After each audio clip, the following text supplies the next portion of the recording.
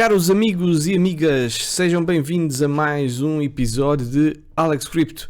Antes de começarmos, tenho aqui uma novidade, porque eu sei que há muita gente que me ouve no carro, há muita gente que me ouve quando está a lavar a louça, há muita gente que me ouve quando está a aspirar a casa, sei lá, nas suas tarefas cotidianas, e sei que nem sempre é fácil as pessoas estarem em frente ao ecrã, e também quando estão fora de casa, a internet muitas vezes são os dados, e também é um bocadinho chato estar a ver no YouTube e tem um consumo de dados agressivo. Portanto, foram feitos pedidos no nosso Telegram geral para eu criar um podcast, e então fiz a vontade ao pessoal, e já estão numa série de plataformas, aqui por exemplo é o do Spotify, mas também vou encontrar podcast no Google Podcast, no Amazon Music, no Castbox, no Rádio Public.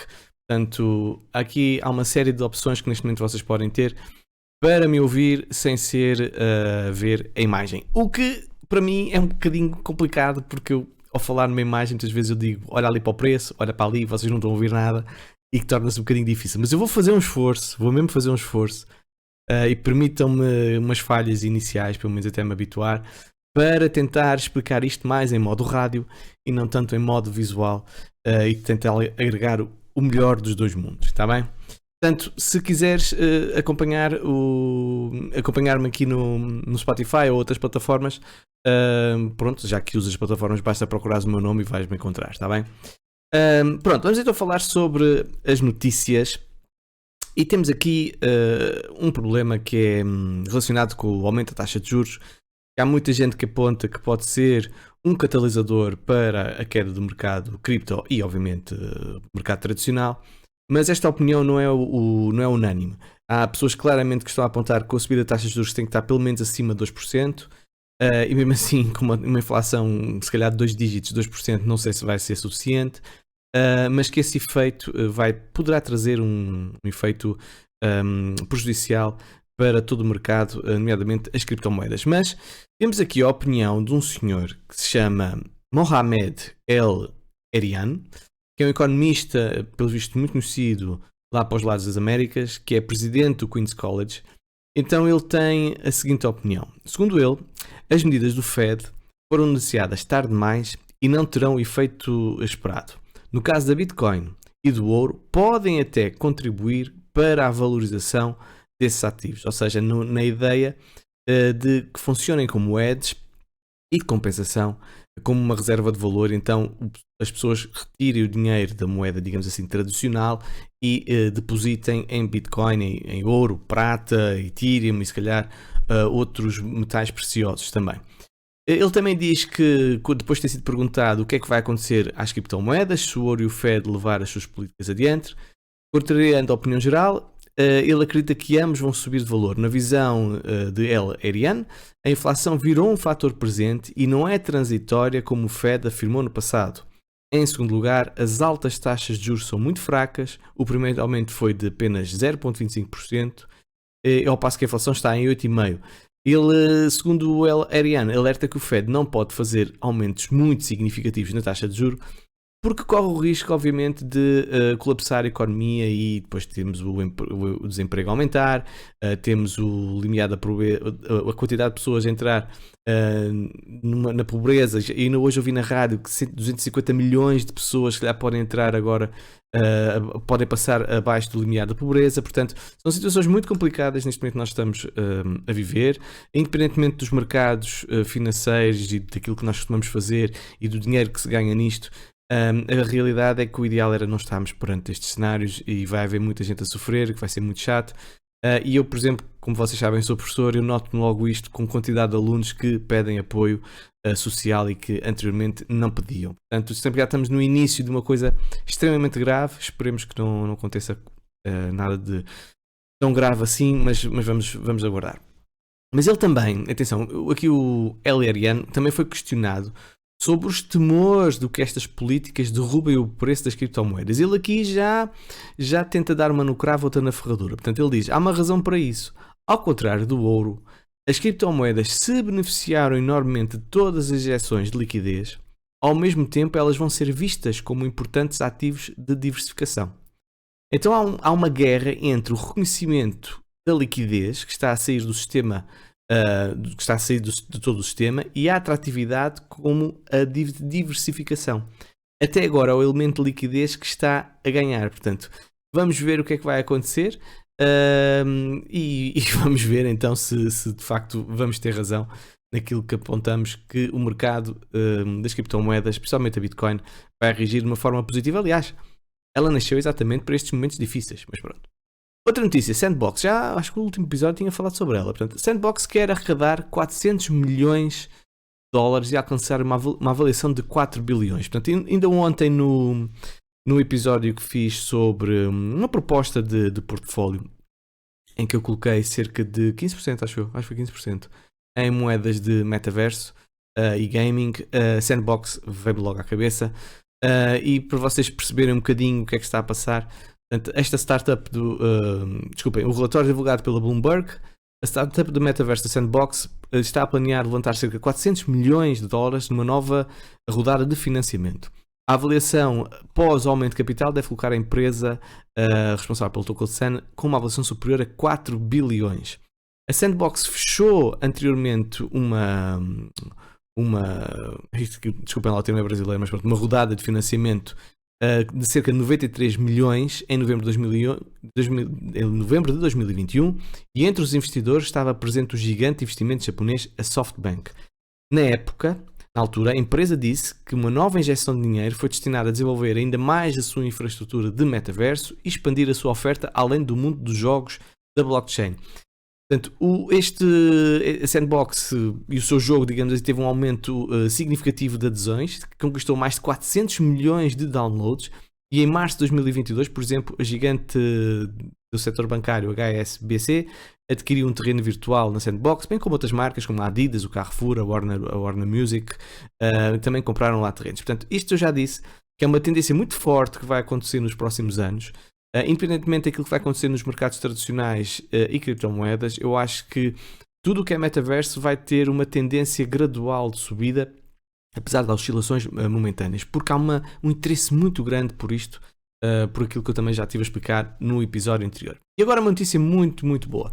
A Austrália aprova os primeiros ETFs de Bitcoin e Ethereum. Atenção, estamos a falar de ETFs de spot e não ETFs de futuros, o que, tendo em conta o país, com o peso que tem e a influência que tem, não é? É obviamente uma boa notícia, e se calhar mais uma chapada de luva branca aos Estados Unidos, para ver se acordam para a vida e abrem um ETF de spot, que é aquilo que toda a gente quer. Agora, muito curioso, não foi só de Bitcoin, foi também de Ethereum, ok? Fica aqui a referência. O Iliu traz um gráfico, e agora tenho que me lembrar do pessoal do podcast.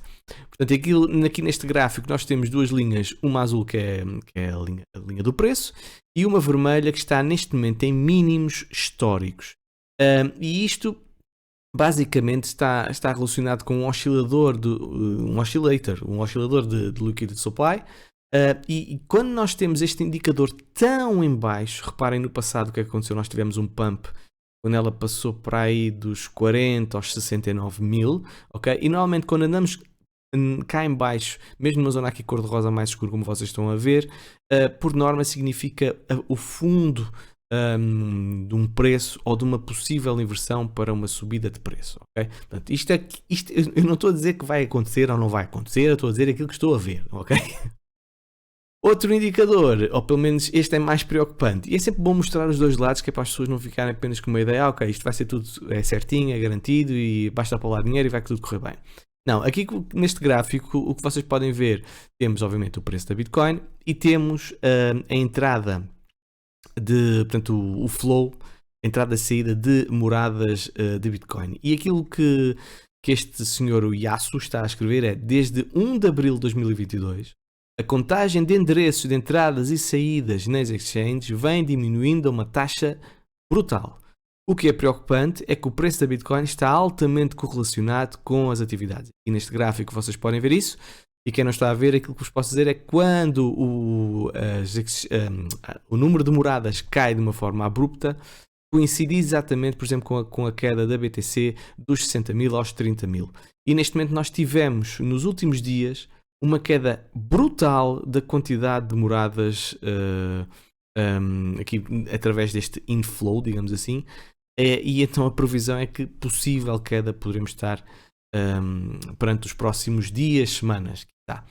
Pronto, fica aqui o alerta. Agora, uma coisa que eu vos quero mostrar, e eu acho que nós vamos ter um movimento muito violento da BTC nos próximos tempos. Porque este indicador que aqui está é o BBWP, e quanto mais baixo está, significa que menor a volatilidade está a ocorrer, e portanto é um indicador contrário, ou seja, como normalmente são eles todos, significa que a tendência será de subida, a maior probabilidade será de subida. E neste momento nós estamos a ver numa semanal, ele está a 8%. A última vez que ele teve nestes valores foi em outubro de 2020, depois em 20 de julho também de 2020, e depois 16 de setembro de 2019 e 11 de março de 2019 e 12 de novembro de 2018. Ou seja, o gap que existe quando nós estamos em valores tão baixos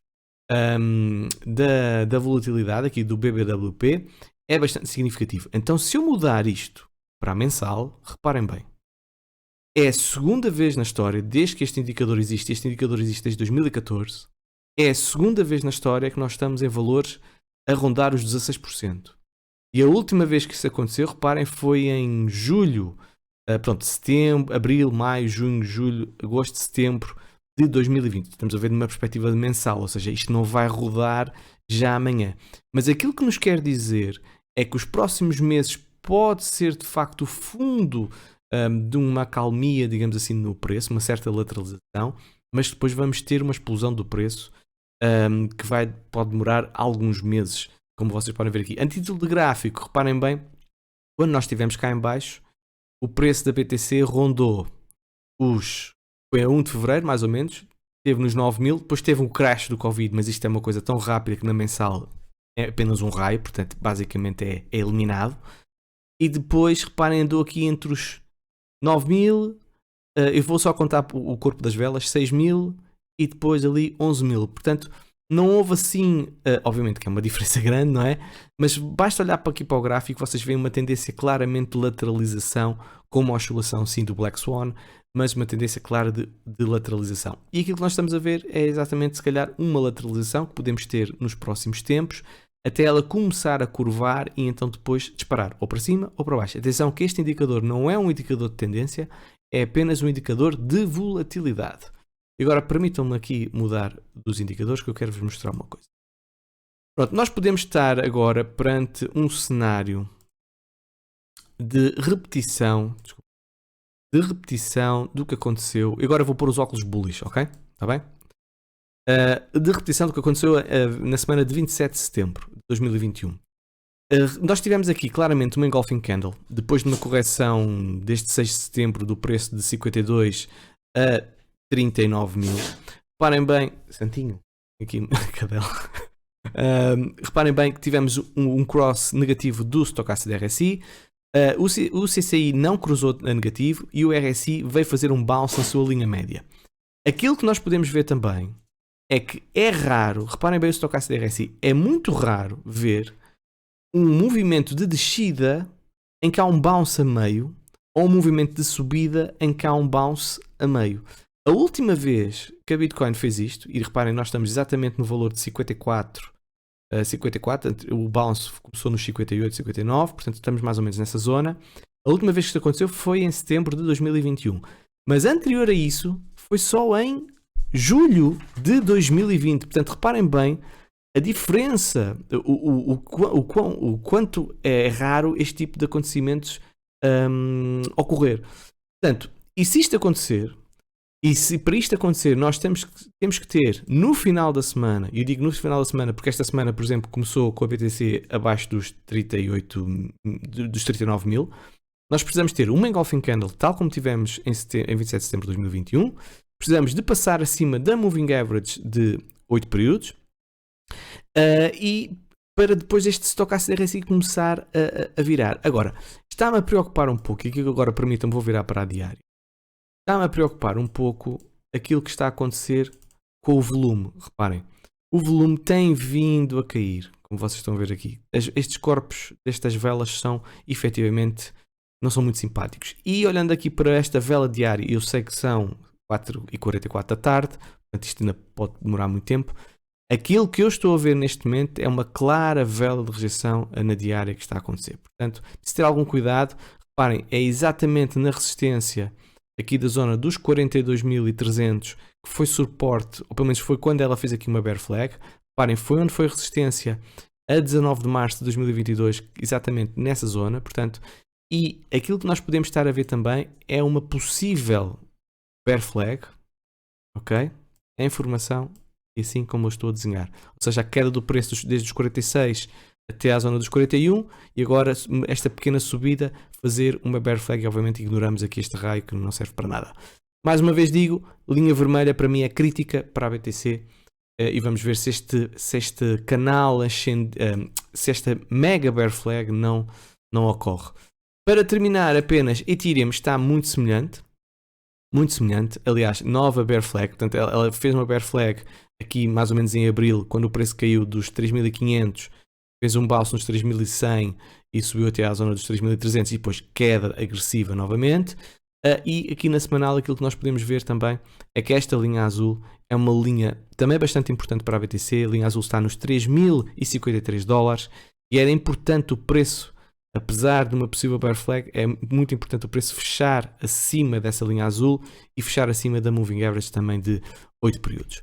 Vamos continuar a acompanhar, pessoal, já sabem, se quiserem aprender, têm sempre o meu curso. Se quiserem aderir ao Premium, têm também os links, tudo no final da descrição aqui no YouTube.